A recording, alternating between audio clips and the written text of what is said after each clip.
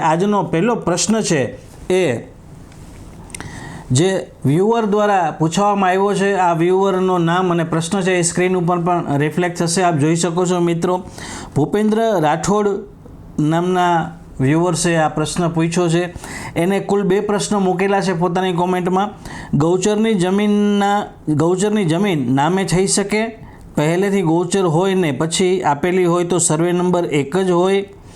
બીજો પ્રશ્ન, મૂળ જાતિ ગૌચર હોય તો। આ ભૂપેન્દ્ર રાઠોડજીના 2 પ્રશ્ન છે, એનો આપણે જવાબ જોઈએ।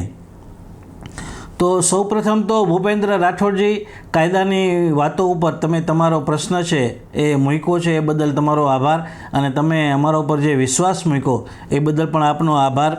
તમારો જે પ્રશ્ન છે એનો જો કાનૂની આપણે જવાબ જોઈએ તો જો જમીન મૂળ જાતિથી ગૌચર લેન્ડ હોય એટલે કે ગૌચર તરીકે જો નોંધાયેલી હોય તો એ ગામની સામૂહિક જમીન ગણાય છે, એટલે કે પબ્લિક પ્રોપર્ટી ગણાય છે મિત્રો। અને આવી જે ગૌચરની જમીન છે એ કોઈ વ્યક્તિગત કોઈના નામે થઈ શકે નહીં। ગૌચરની જમીન સામાન્ય રીતે સરકારની માલિકીની હોય છે, તે વેચી શકાતી નથી, ટ્રાન્સફર કરી શકાતી નથી। 7/12માં જો કોઈ વ્યક્તિનું નામ દાખલ થઈ જાય તો પણ એ માલિકી સાબિત કરતું નથી। જો પહેલાં ગૌચર હતી અને પછીથી ફાળવણી થઈ હોય તો સર્વે નંબર છે એ 1 હોઈ શકે, પણ ઉપયોગ અને હકની સ્થિતિ છે એ સરકારના ઓર્ડર ઉપર આધારિત રહેશે। એટલે માની લો પહેલાં ગૌચર હોય ને પછી પાછળથી કોઈ સરકાર દ્વારા ફાળવણી કરવામાં આવી હોય તો એનો ઉપયોગ શું કરવો એ સરકાર દ્વારા જે હુકમ પારિત કરવામાં આવ્યો હોય એ હુકમને આધારિત રહેશે મિત્રો। બીજો મહત્વપૂર્ણ મુદ્દો છે કે જો મૂળ નોંધ ગૌચર છે તો ખાનગી માલિકીનો દાવો છે એ કાયદેસર રીતે ટકી શકતો નથી। આવા કેસમાં કલેક્ટર, રેવન્યુ ઓથોરિટી પાસે તપાસ અને એન્ટ્રી સુધરાવવાની પ્રક્રિયા થતી હોય છે। જો ગૌચરની જમીન પર કબજો કર્યો હોય તો કાયદેસર હક મળી શકતો નથી।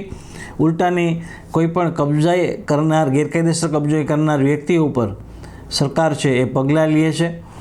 તો મિત્રો આ તો આપણા જે વ્યુઅર્સ છે ભૂપેન્દ્રભાઈ રાઠોડ, એમના પ્રશ્નનો જવાબ હું આશા રાખું છું કે આ જવાબથી એમને સંતોષ થયો હશે। આ જવાબ એમના જે કંઈ મૂંઝવણ હતી એને દૂર કરી હશે મિત્રો એના પછીનો આપણે સવાલ લઈએ એની પહેલાં કે તમારા માઇન્ડમાં પણ, તમારા મગજમાં પણ જો ગૌચરની જમીન છે, અન્ય કોઈ પણ પ્રકારની જમીન છે, ટોચ મર્યાદાની હોય, ગણોત ધારાની હોય, કોઈ પણ પ્રકારની જમીનને લગતી મૂંઝવણ હોય, કાંઈ પ્રશ્ન હોય તો કોમેન્ટ બોક્સમાં જરૂરથી મૂકશો।